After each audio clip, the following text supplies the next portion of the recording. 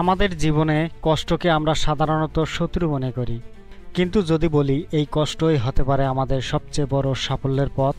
আজ বলবো এমন এক মনোবিজ্ঞানীর গল্প, যিনি প্রমাণ করেছিলেন ব্যথার মধ্যেই লুকিয়ে আছে আসল উন্নতির পথ। আপনি হয়তো কখনো শোনেননি কাজিমিয়ের্স দাম্বরোভস্কির নাম। তিনি ছিলেন 1940-এর দশকের একজন মনোবিজ্ঞানী।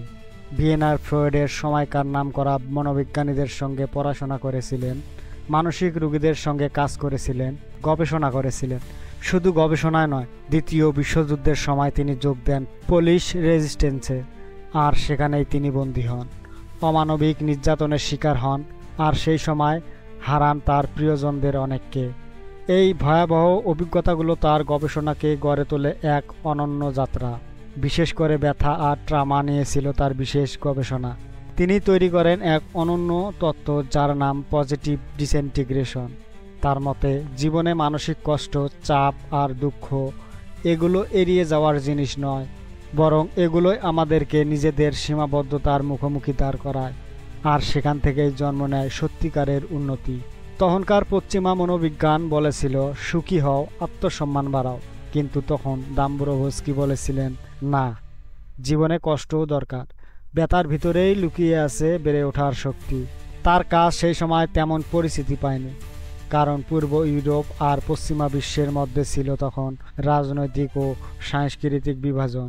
কিন্তু পরে তার ভাবনা অনুপ্রাণিত করে নতুন এক গবেষণার ক্ষেত্রকে, পোস্ট ট্রমেটিক গ্রোথ, যেখানে বলা হয় ট্রমার পরেও মানুষ বেড়ে উঠতে পারে, হয়ে উঠতে পারে আরও শক্তিশালী আর জ্ঞানী। আসলে মানুষের মন কখনো তুষ্ট হয় না। আমরা সব সময় কিছু না কিছু চাই, আর এই চাওয়ার পেছনেই তৈরি হয় দুঃখ। যন্ত্রণা এড়িয়ে যাওয়া যায় না, কিন্তু আমরা চাইলে এটিকে অর্থপূর্ণ করে তুলতে পারি। কষ্টকে অভিশাপ না ভেবে শেখার সুযোগ বানানোই হলো আসল শক্তি। আমাদের সবার মাথায় সবসময় একটা খেলা চলে, যদি আমি এটা পাই তবে আমি সুখী হব। কিন্তু আসল সত্য হলো সেই লক্ষ্যগুলো আবার নতুন সমস্যার জন্ম দেয়। মনে রাখবেন, সুখ কোনো গন্তব্য নয়, বরং এটা আসে পূর্ণ জীবনযাপনের মধ্য দিয়ে, যেখানে কষ্টকে এড়ানো যায় না, বরং তাকে ব্যবহার করি বেড়ে ওঠার সিঁড়ি হিসেবে। এই না পাওয়া আর চাওয়ার খেলা একদিকে আমাদের টিকে থাকতে আর এগোতে সাহায্য করে, আবার অন্যদিকে আমাদের শান্তি নষ্ট করে। জীবনে কষ্ট আসবেই, কিন্তু সেটাকে কিভাবে দেখব, এটাই হলো আসল ব্যাপার। আমাদের হাতে আছে একটাই শক্তি, আমরা কিভাবে আমাদের ব্যথার মানে ঠিক করব। কারণ অনেক সময় জীবনের সবচেয়ে কঠিন মুহূর্তগুলো আমাদের গড়ে তোলে সেরা মানুষ হিসেবে।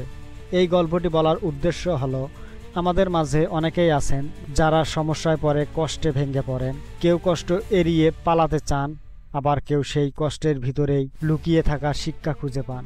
ভেবে দেখুন, যখন আমরা কষ্টকে অভিশাপ ভাবি তখন সেটা আমাদের নিঃশেষ করে ফেলে, কিন্তু যখন আমরা ভাবি হ্যাঁ এটা কঠিন, কিন্তু আমি এখান থেকে শিখব, তখন কষ্টটাই হয়ে ওঠে উন্নতির সিঁড়ি। সবচেয়ে সাহসী মানুষগুলো আসলে তারাই যারা জীবনে বড় আঘাত পেয়েছে, কারণ তারা ব্যথাকে ভয় না পেয়ে শিখেছে কিভাবে সেই ব্যথার উপর দাঁড়িয়ে আরও শক্ত হতে হয়। নিজেকে প্রশ্ন করুন, আমরা কি করি যখন কষ্ট পাই?